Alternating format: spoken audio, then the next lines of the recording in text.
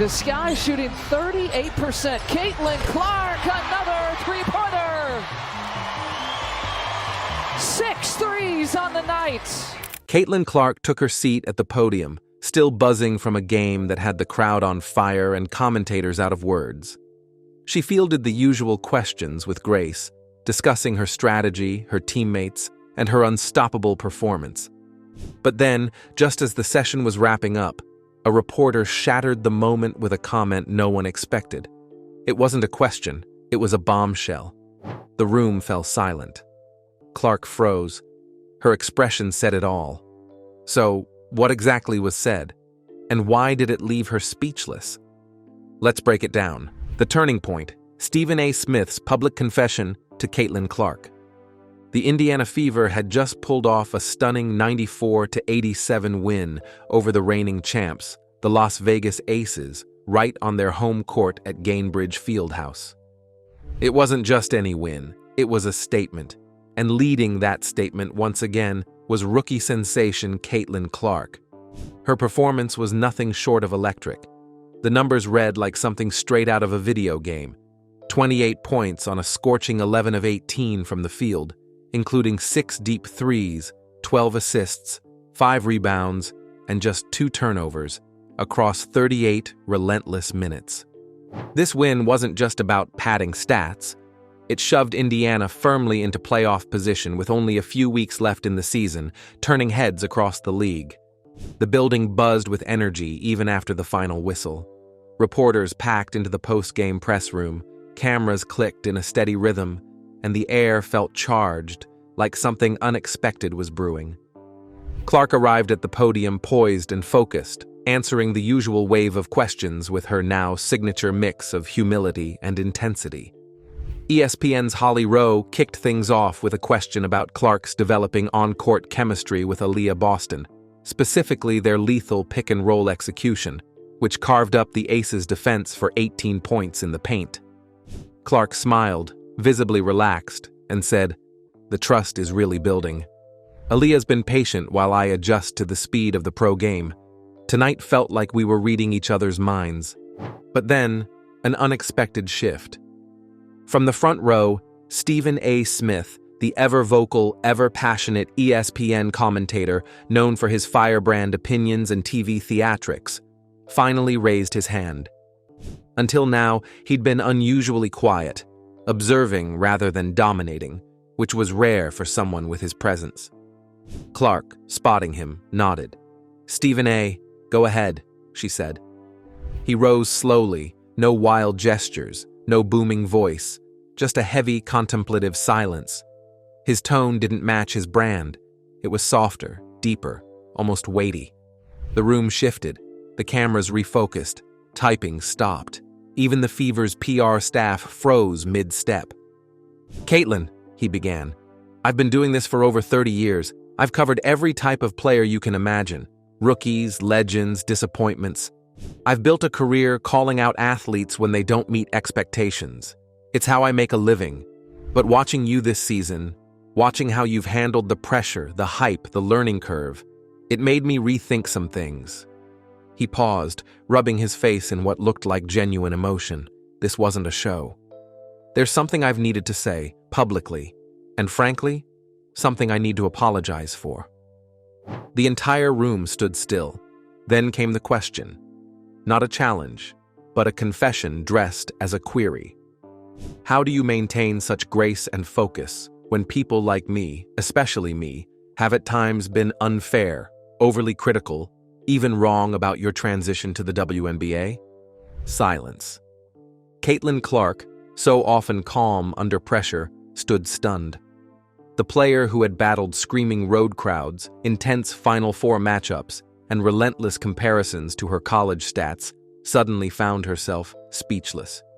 She opened her mouth, then paused. Her hands, which had moved confidently while answering earlier questions, now lay still on the podium. "Wow," she finally whispered. I don't even know what to say."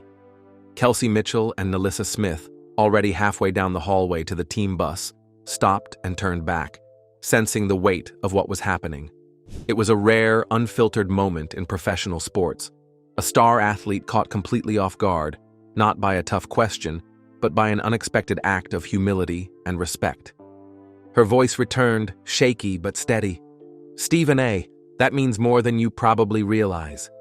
Yes, it's been tough, the criticism, the comparisons, the doubts. But it pushed me to work harder, to prove I belong, not just to the league, but to myself, to my team." She paused again, this time not from shock, but reflection. What Stephen A. said next pushed that vulnerable moment even further, leaving even the most experienced reporters speechless. So what exactly did he reveal? Keep watching to find out. Stephen A. Smith drops another bombshell confession about Caitlin Clark. Stephen A. Smith sat still, his expression uncharacteristically serious. Then, with a steady hand, he reached inside his blazer and pulled out a few folded sheets of paper. They weren't typed or polished. These were handwritten, raw and real. It was clear that what was about to unfold hadn't been improvised. This wasn't just another sports take. It was something deeper, a reckoning, and everyone in the room could feel it. "There's something I need to say," Smith began, his voice quieter than usual. "And I need to say it in public because I criticized someone in public.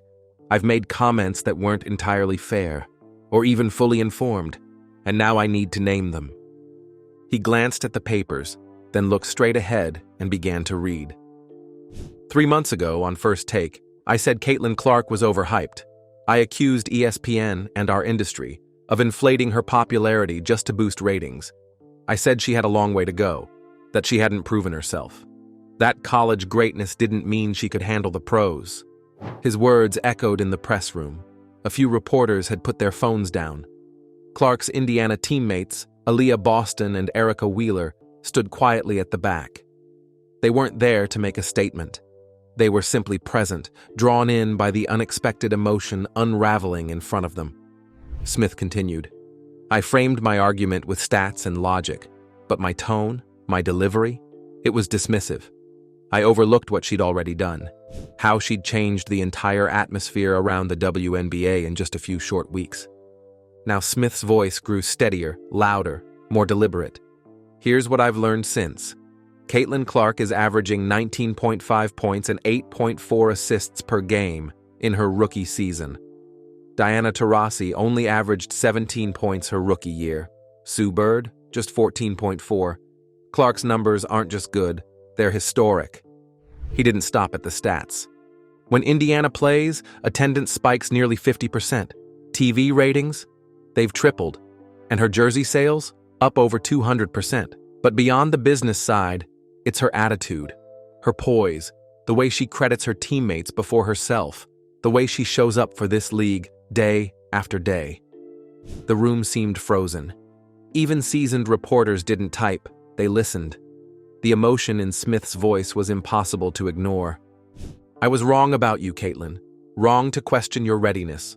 Wrong to doubt your impact. I held you to outdated standards, and for that, I owe you, the league, and our audience a sincere apology." That's when the room shifted. Flashbulbs went off like fireworks. Reporters leaned forward, capturing every word. ESPN's Holly Rowe wiped away tears, even as she scribbled in her notebook. Adrian Wojnarowski, usually stoic, was filming on his phone. His instincts told him this was history.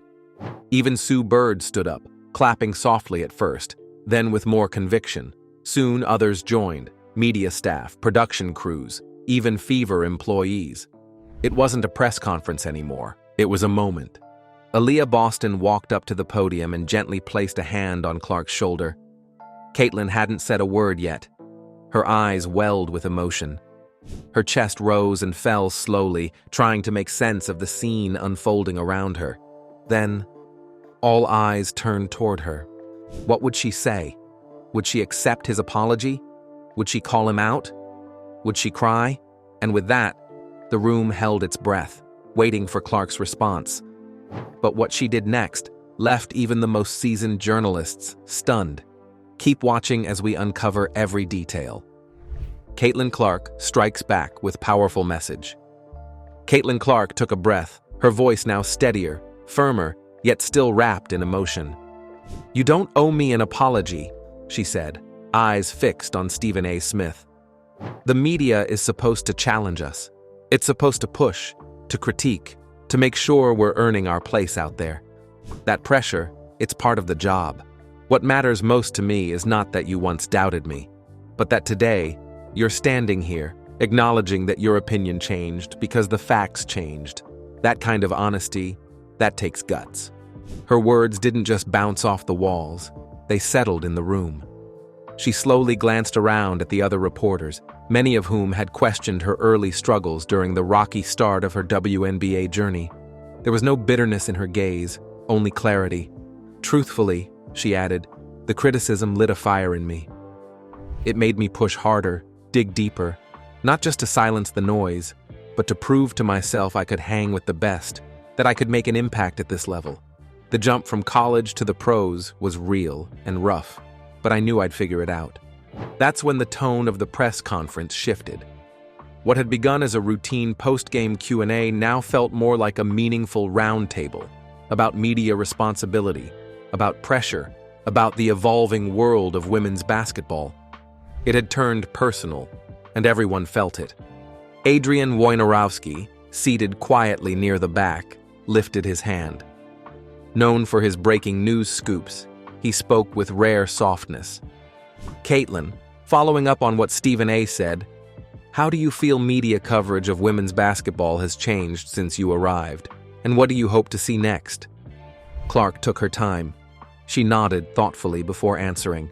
"It's changed a lot, and for the better. There's way more coverage now. More cameras, more fans, more little girls watching and believing this can be their future. That's huge. But more attention also means more pressure. And while that's not necessarily a bad thing, it only helps if the criticism is fair and well-informed." She turned briefly toward Smith again. "That's what I respect about today. What Stephen A. said shows growth, and that he's paying attention. Women's basketball isn't just a mirror of the men's game. We're building something new. It's faster, smarter, different. It needs coverage that reflects that. We don't need cookie-cutter commentary. We need people who get what makes this moment historic." Rebecca Lobo, former WNBA star turned ESPN analyst, leaned forward. Her voice added a layer of experience to the mix. "Caitlin, you've been called the face of a WNBA revival. That's a heavy label. How have you carried that weight?" Clark smiled, no longer caught off guard. "Honestly, I never set out to be the face of anything. But when you feel the pressure, you can either break or rise." She paused. What followed next, though, was not a question. It was the surprise letter, but who wrote it? And what did it reveal that left Caitlin fighting back tears? Stay glued to your screen. The letter that silenced the room. Stephen A. Smith had already stunned the room with a heartfelt public apology, but what came next silenced even the most seasoned reporters. He slowly sat back down, the room still buzzing with emotion, and reached once again into the inside pocket of his jacket. This time, he pulled out a small, creased piece of paper, worn at the folds like it had been handled many times, kept close for reasons beyond professional duty. "There's something else I need to say," he began, his voice softer now, touched with something deeper. "This might be the most important part of all. Caitlin, this is from my daughter." A hushed murmur spread across the room. He paused, then continued.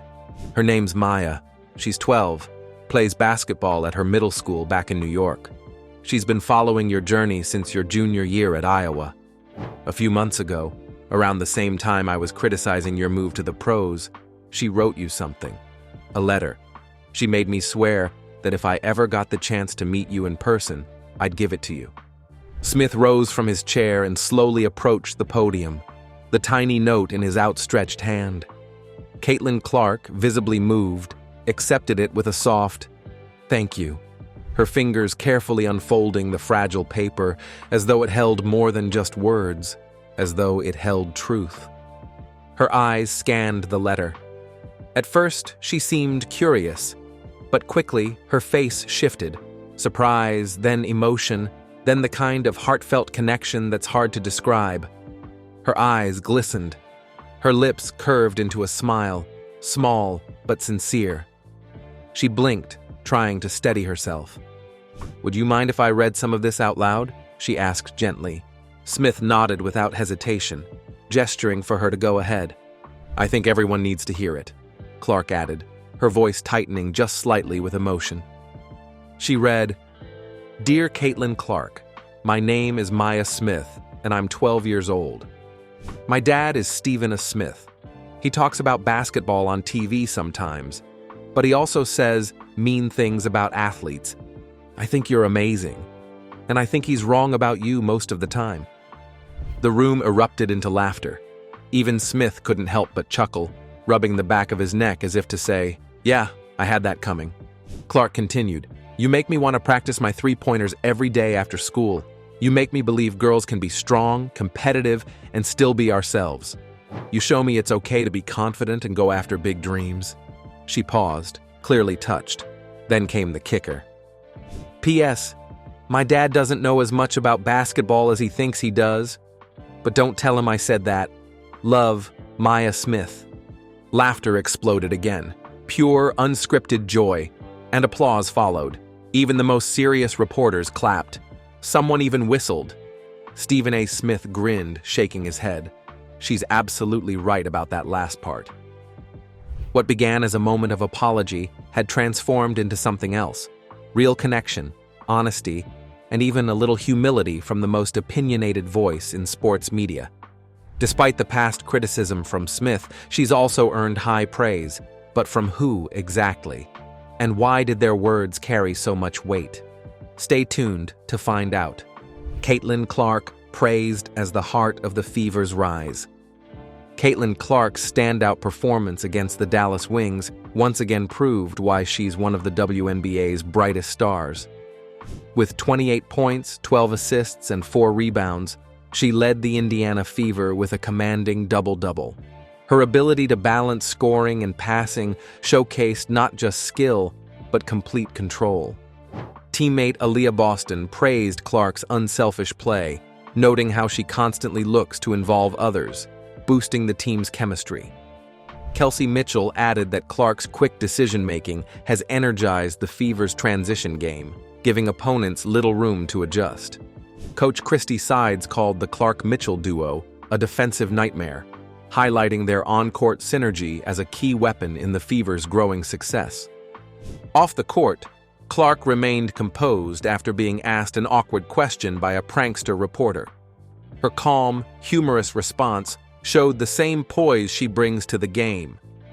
It's this rare mix of high-level play, leadership, and maturity that's turning Clark into a true WNBA force. Caitlin Clark isn't just rising, she's rewriting the league.